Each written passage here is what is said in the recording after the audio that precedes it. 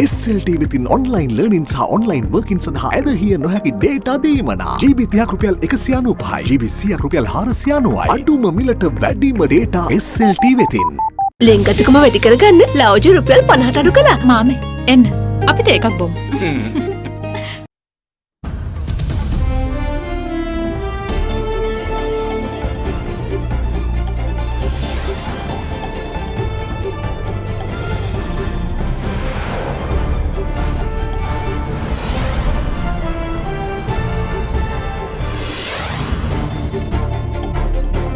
Tonight, end is nigh. The epidemiology unit expresses confidence that one of the two major COVID-19 clusters will see its end. You can see that Minuwangoda cluster is gradually reducing.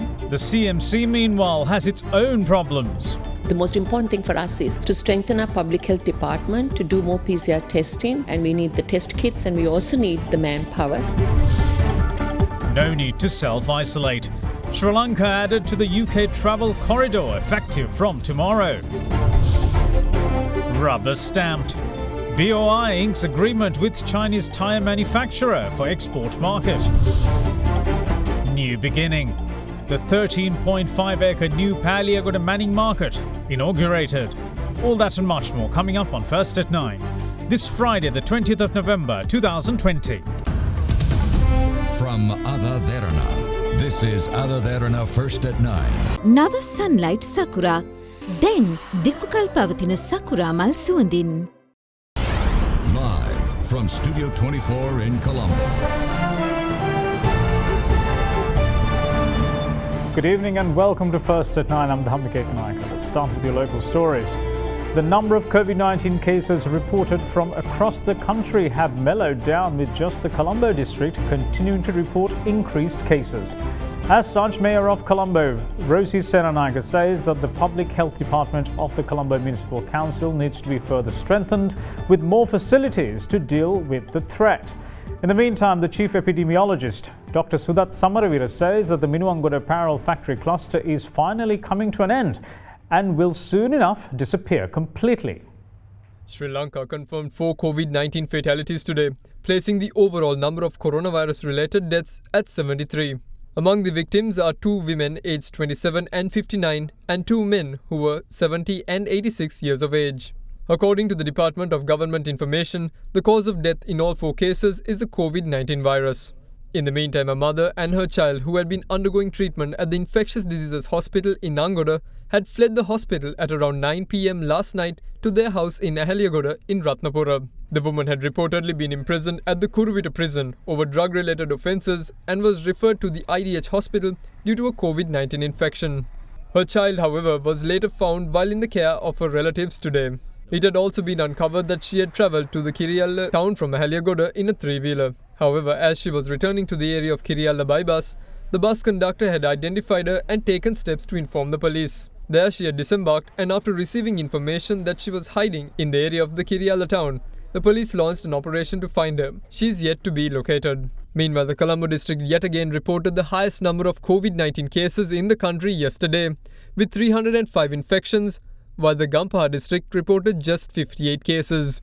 However, notably, there were no infections reported from other districts yesterday. The most important thing for us is to strengthen our public health department, to do more PCR testing. So we need the support of the central government to do that. And we need the test kits, and we also need the manpower, which we are lacking at this point because we have 25 doctors, 65 PHIs, and a total of 650 odd staff in the public health department, but they are exhausted at this point. So we need support, and we have taken measures to try and get people, especially the retired PHIs and the doctors and the health workers, to come back to work. And also we have had discussions with the Secretary General of Health and the Dean of the Medical Faculty to get medical students and students that are just passed out for people to come voluntarily on perhaps an allowance payment to support the Colombo city and Colombo municipal limits to contain and control the COVID epidemic from being spreading. Sri Lanka's overall number of active COVID-19 cases currently stand at 5,497.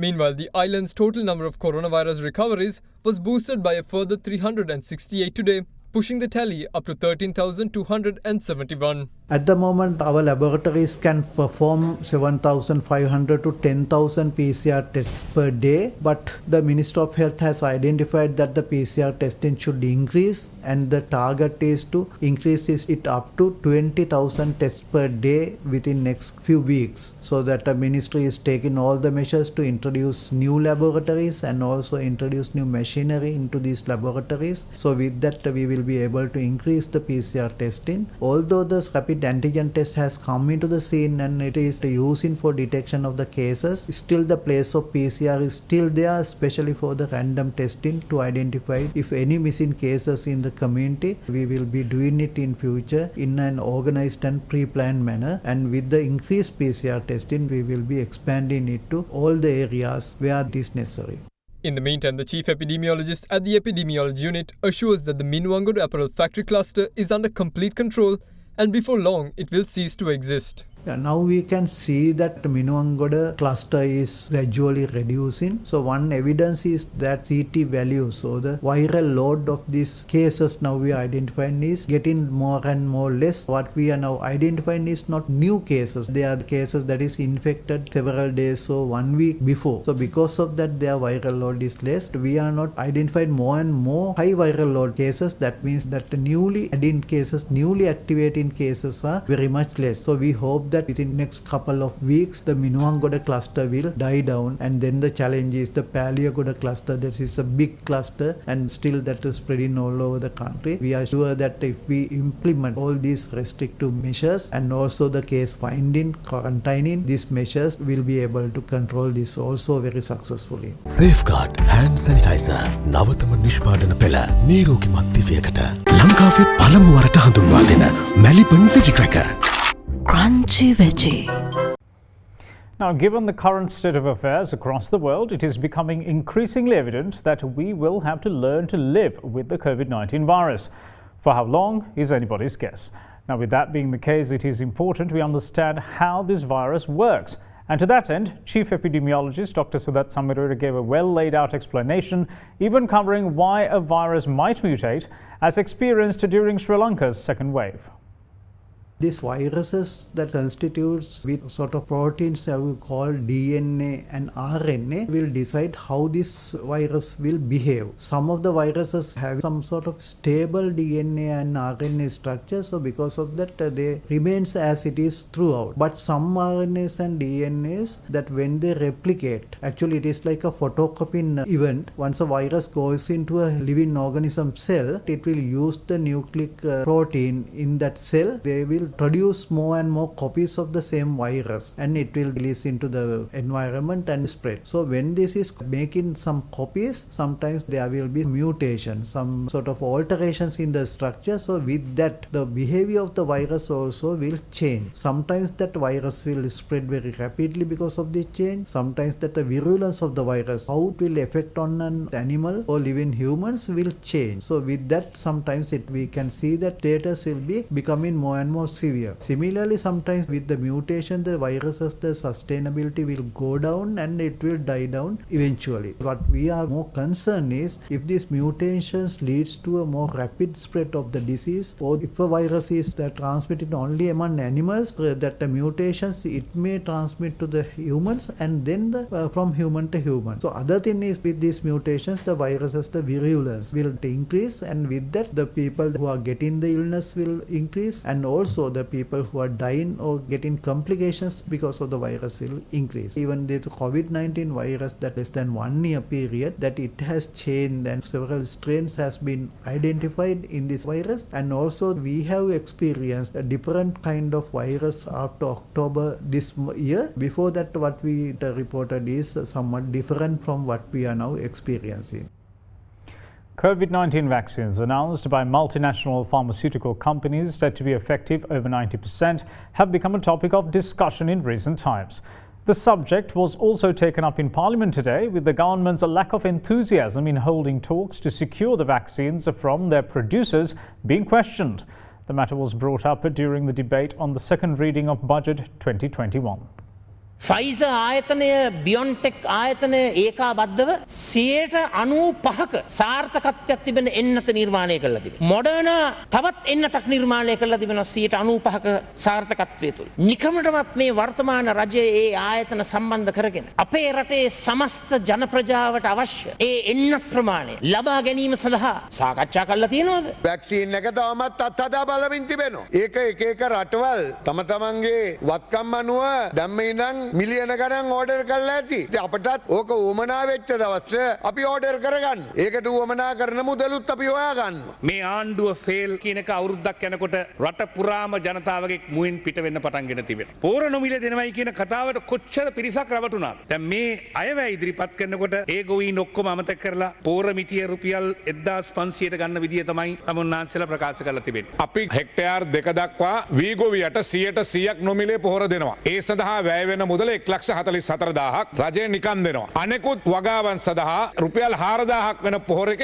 1,500ට දෙනවා. 2,500ක සහන ආධාරයක් ලැබෙනවා. කතා බහට ලක්ුණේ මේ vaccination එකක් ගැන. තාම WHO එක ලෝක සෞඛ්‍ය සංවිධානයවත් අනුමත කරලා නැහැ. එතකොට අපි අපේ ජනතාව ටෙස්ට් කරන්න අපි දෙන්න ඕනේ. ලෝක සෞඛ්‍ය සංවිධානය තීන්දුව කරපු දවසට දැන් මේ වැක්සිනේෂන් එක පාවිච්චි නැත්නම් මේ බෙහෙත පාවිච්චි කරන සුදුසුයි කියලා එදාට ඒක අපේ රටේ ජනතාවට ලබා දෙන්න කරු කතානායකතුමනි අපි ආණ්ඩුවක් විදියට කටයුතු කරනවා කියන එක මතක් කරන්න ඕනේ. දීවර ජනතාවට තමන්ගේ නිෂ්පාදනය විකුණ ගන්න බැරුව යනකොට මේ ඉන්න මැති ඇමතිවරු ඒකට වැඩපිළිවෙලක් ඉදිරිපත් කරාද කියලා අපිට ප්‍රශ්න කරන්න සිද්ධ වෙනවා. ඔබතුමාගේ ওই ව්‍යාපෘතිය සාර්ථක නම් මෙතුමාට මේ මාළු කන්න ඕනේ නැහැ ගිහිල්ලා ටීවී එකේ ඉස්සරහා. මත්ස්‍ය තොග විකුණ ගන්න බැරි එකයි මිනිස්සු ගන්න නැති එකයි කාරණා දෙකක්. අපි මත්ස්‍ය තොග මෙලදී අරගෙන තියෙනවා. මිනිස්සුන්ට ගන්න යම්කිසි සැකයක් තියෙනවා. Now, Sri Lanka has been added to the England's safe travel list. The list comprises of countries, territories and regions from where people can travel to England and may not have to self-isolate. Sri Lanka, Israel and Uruguay were added to the list yesterday. Sri Lanka's inclusion in travel corridor becomes effective from 4 a.m. tomorrow, and travellers from the island will no longer have to self-isolate on arrival in England. The UK government, which is responsible for England and 3 other devolved administrations across the remaining nations, are in charge of their own quarantine lists. Although the restrictions from some travellers are being eased, anyone arriving in England will still have to follow the stay-at-home rules for the rest of the second national lockdown ending on the 2nd of December. With the aim of increasing Sri Lanka's forest cover by 30%, a national tree planting program was launched by President Gotabaya Rajapaksa with the planting of a sandalwood sapling at the Central Environmental Authority this morning. The program will look into plant 2 million saplings across the island from today, with the participation of students as well. A national tree planting program commenced today, targeting the planting of 2 million plants throughout the island. The aim of the program is to increase the country's forest cover by 30%. With that, the inaugural tree planting ceremony was worked off this morning under the patronage of President Gotabaya Rajapaksa. Kicking off the program, the President planted a sandalwood sapling in front of the Central Environmental Authority premises at the entrance roadway to the Defence Headquarters complex in Battaramulla.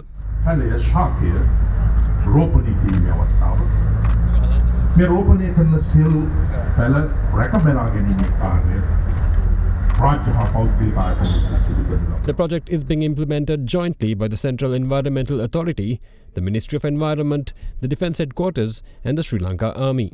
Minister of Environment Mahinda Amaravira and Army Commander Lieutenant General Shavendra Silva were also present at the occasion. At the ceremony, saplings were also distributed to a group of school children to implement the tree planting project throughout the country.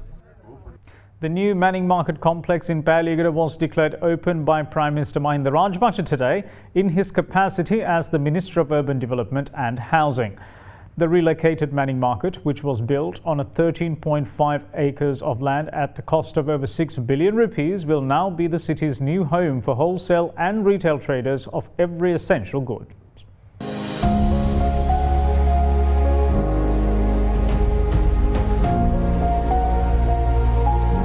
Colombo's Manning Market was established in Petta over 100 years ago, and it is the oldest public market and economic centre in the country. However, with the area becoming increasingly congested both with people and vehicular traffic, a decision was made in 2011 to relocate the market to a new facility in Paligada. The construction of the new Manning Market near the Paliagoda Fish Market began in 2013 in line with the government's city transformation program launched by President Gotabaya Rajapaksa during his tenure as the Secretary to the Ministry of Defence and Urban Development. The new Manning Market facility was built on a 13.5-acre property at a cost of 6.9 billion rupees. The 4-story complex includes parking for 600 vehicles, staff restrooms, medical centres, banks, restaurants and shopping malls. Further, 1,192 wholesale and retail outlets have been set up at the new market. Construction of the new Manning Market was carried out under the supervision of the Central Engineering Consultancy Bureau. The new Manning Market facility was declared open by Prime Minister Mahinda Rajapaksa this morning. Lalith ඉරතුංග ඒ වගේම අනුෂ පැල්පිට නිදොස් කර නිදහස් කළා. උන් රාජ්‍ය සේවයේ හොඳ නිලධාරි. අධිකරණ පද්ධතියේ තියෙන ස්වාධීනත්වය මම හිතන්නේ ඊයේ වුණා. නැත්නම් රාජ්‍ය සේවකයා බය වෙලා හිටියේ වැඩක් කරන්න. අපි මාළු එළවලු තොග වෙනදාම් පමණක් නොවේ. ඊටකොට පවත්වාගෙන යන වියලි ආහාර තොග බඩු, පුඩනගිලි දවයේ තොග බඩුද ඉදිරියේදී පෑලියට ගොඩට ගේන්න අපි බලාපොරොත්තු වෙනවා. Indictments filed by the Attorney General against Minister Janaka Bandara Tennakona and another over a murder that took place in 1999 have been revoked by the Court of Appeal. The verdict was delivered by President of Court of Appeal Justice A.H.M.D. Nawaz and Justice Sobhita Rajakaruna today. In a writ application, Minister Tennakona had sought the appeals court to quash the indictment filed by the Attorney General. He stated that the government of good governance had filed a lawsuit against him in 2015 over his alleged involvement in a murder which took place in 1999 in the area of Mahawela. The case had been launched before the Kandy High Court. Appeals Court President, delivering the verdict, annulled the murder charges filed against the minister and another person, ruling them to be contrary to the law.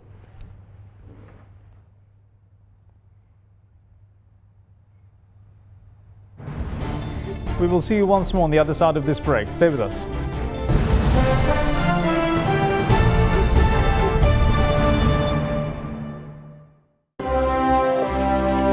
Ceylon Bank, the bank with a heart.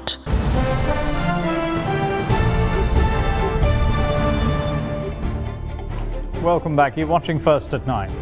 Now, with former President Maithripala Sirisena claiming no recollection of phone calls between former SIS Director Nilantha Jayawardena and himself in the months leading up to these two attacks, communications officers at his Paget Road residence were summoned before the Presidential Commission yesterday.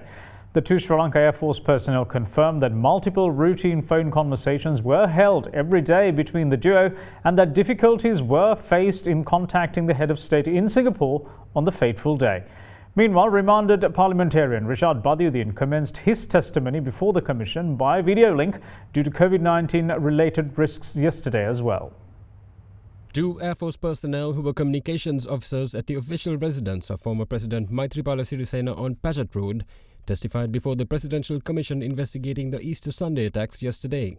The first witness, Warrant Officer Anura Nishanta, told the Commission that on the day of the terrorist attacks on Easter Sunday, the then Director of State Intelligence Nilantha Jayawardena had requested to be patched through to former President Maithripala Sirisena on 3 separate occasions. The witness added that accordingly, he had connected the SIS chief on 3 such occasions with the former President's Chief Security Officer, who was in Singapore with the President at the time. The Commission was told of the times and durations of the 3 calls. The first call was 50 seconds long at 7:58 a.m., the second was 158 seconds long at 7:59 a.m., and the last, which was 93 seconds long, was made at 8:01 a.m. Following this, President's Counsel Shamil Pereira, representing the Archbishop of Colombo, asked the witness if there were any difficulties in contacting the President in Singapore on the day of the attack. The witness replied that he could not state that there were no difficulties in contacting the President that day. The chairman of the commission then asked the witness if he had been subjected to any pressure from the former president prior to recording his testimony. To this, Warrant Officer Nishanta replied in the negative. Following this, the other telephone operator on duty at the former president's Paget Road residence, Chandan Kumar Siri, commenced his testimony before the commission. At the outset, the chairman of the commission asked the witness if he could confirm whether daily telephone conversations were held between SIS Chief Nilantha Jayawardena and the former president in the run-up to the attacks. The witness replied, "To a great extent, I can confirm this." The commission chairman then asked the witness, "In your statement to the police unit of this commission, you stated that former President Maithripala Sirisena and former Director of the State Intelligence Service Nilantha Jayawardena were in contact 2 to 3 times a day during the period leading up to the terrorist attack, and that the phone calls would take place at around 7 a.m. and also between 8 p.m. and 9 p.m. Do you confirm this?" The witness replied, "Yes, I confirm that my statement is true and accurate." Meanwhile, remanded former Minister Rishad Bathiuddin also gave evidence before the Commission via video link for the first time yesterday. The senior state counsel at the Commission questioned the former minister whether he was aware of a non-governmental organisation named OHRD. Bathiuddin replied that he was aware of the existence of such an organisation, of which his father-in-law Shihabdin was the chairman. The parliamentarian added that previously it was his brother Riaz Bathiuddin who held the position of chairman of the organisation. The senior state counsel then asked the witness whether it was through his intervention that large sums of money had been donated to the organisation by former Prime Minister of Qatar, Sheikh Hamad bin Jassim. The parliamentarian replied that the government of Qatar had financially supported the OHRD organisation because it had been recognised for its successful efforts to resettle internally displaced persons. We will see you shortly. Bear with us.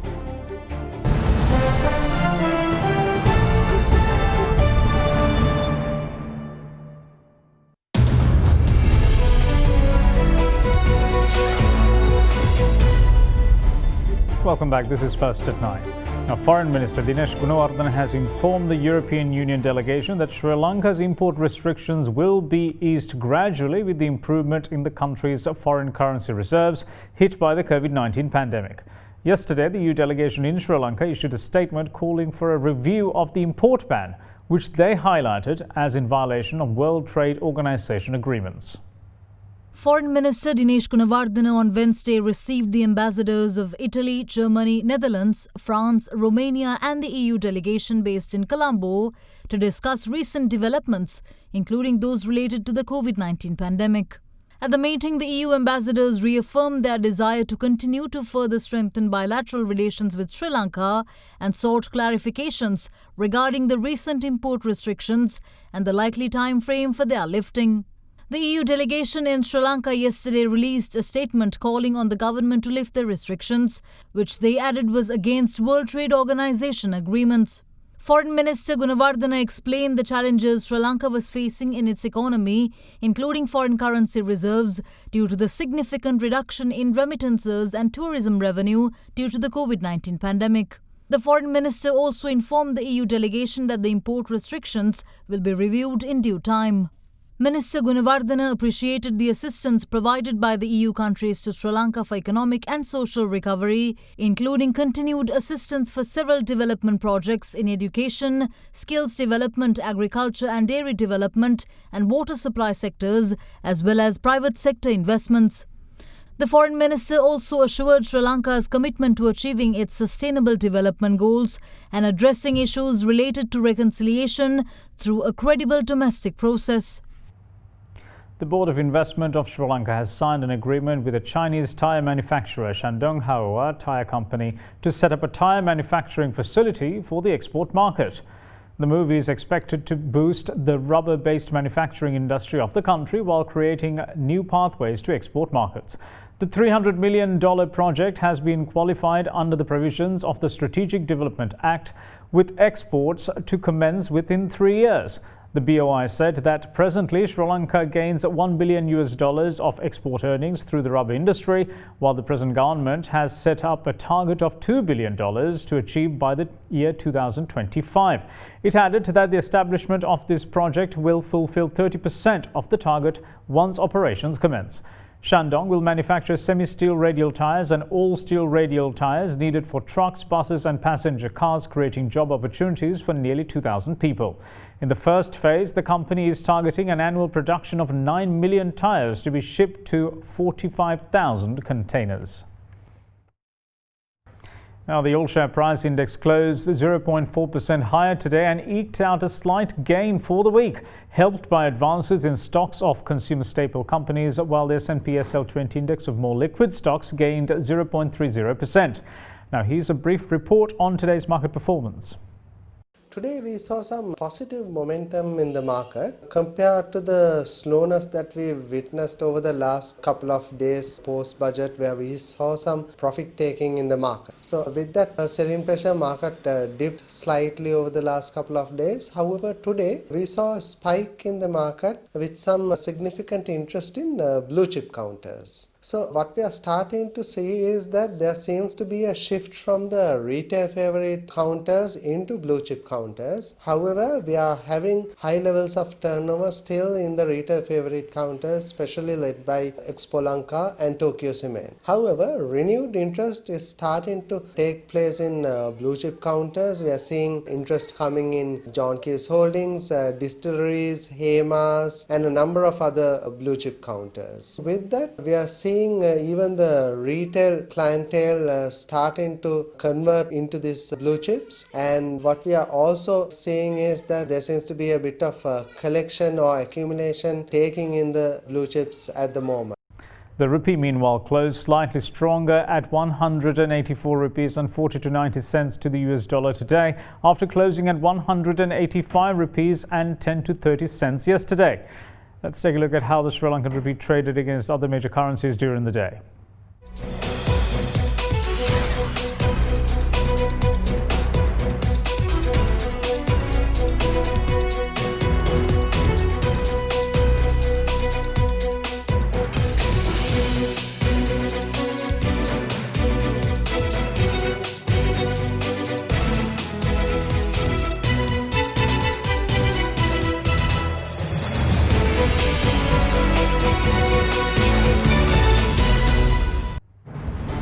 And that's it from all of us here at First at 9. Thanks for watching. Bye-bye.